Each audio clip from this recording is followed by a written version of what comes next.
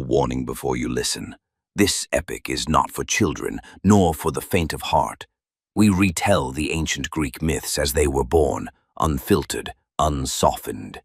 Scenes of violence, curses, betrayals, and a hunger for power that shows no mercy. Given the many conflicting versions of the Titan War, the events have been rebuilt to complete the missing pieces. Here, we tell the myth as it was meant to be told. Sources and references are listed in the episode description. Part 2. From the Titan War Saga, The Clash of Weapons and the Fall of Time. Chapter 61. Ashes of Battle. When war ends, the curse begins. Wounds don't heal in a day. They're passed down, like inheritance. The ash still coats the ground as if the war didn't end, but simply crawled into the skin to sleep. Footsteps echo across ruins, and no one can tell if they're walking on bones or on confessions. Breaths leave broken chests, not shattered, just never healed. Years have passed, but this land still holds pain, like a mountain holds the memory of a coming quake. The sky no longer screams, but it hasn't stopped watching, and the mountains? They no longer shake, yet deep inside they tremble. As for the gods, each now Zeus, he hides behind a thunderbolt that no longer sparks, as if he's chosen to become the lightning during this silence. Unseen, untouched, uninterpreted, still alive, but with eyes shattered by the last image he saw, the sun collapsing. Poseidon, he's no longer lord of the seas. He's a prisoner of his own tides. He dives not to rule, but to escape. He strikes the water as if begging the ocean to forget him. Every wave confesses something, but no one is listening. Hades? He doesn't move, doesn't speak, doesn't vanish. He is simply there. As if the underworld had chosen two eyes to hide behind. He watches, not to command, but to witness, as though death has chosen, for the first time, to watch life unfold. The world is no longer a world. It's a crack in the story of time. Some villages experience years in a single night. Others are trapped in a single moment that refuses to die. Voices are heard before they're spoken. Victims fall before they are struck.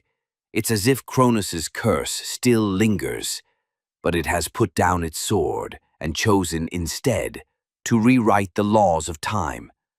And in a place with no name, beneath a black stone that hasn't moved since the sky itself fell, 3 Cyclopes hammer metal each day and cast it into fire, sword after sword, spear after spear, but nothing satisfies them. No one knows what they want or why they don't stop. But each time they fail, they draw closer to the thing no one dares to touch. Some say this silence feels like someone forging a weapon meant only for vengeance. And in the cave of fire, where nothing stays the same, the eagles that once fell have returned, torn wings, shattered faces, but their eyes still burn. Aramis gathers them. She looks upon them without pity and says, "You were not born to fly. You were born to fall and rise again." Then she shuts the gate of fire behind them and says, "Whoever was not born from flame is unworthy of being struck by lightning." In the temple below, where the flame does not glow but bleeds, Hestia sits before Hades. She says, "We've lost the earth," he replies, flames flickering across his face without burning it, "but we haven't lost what lies beneath it." She says, "Zeus is alive, but he no longer sees himself." And he answers, rising as if his resurrection needs no permission, "Then we'll make him see." She goes silent. He walks away, but the fire they left behind did not go out. It watched, and somewhere, on an ancient wall that hasn't listened in ages, the stones pulsed.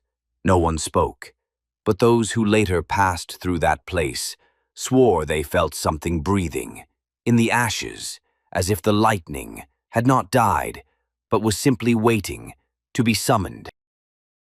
This chapter of the epic has come to an end, but remember, what you've just heard is not a record of facts, but the echo of a myth, a story born from the imagination of the ancients, etched into the long memory of humankind.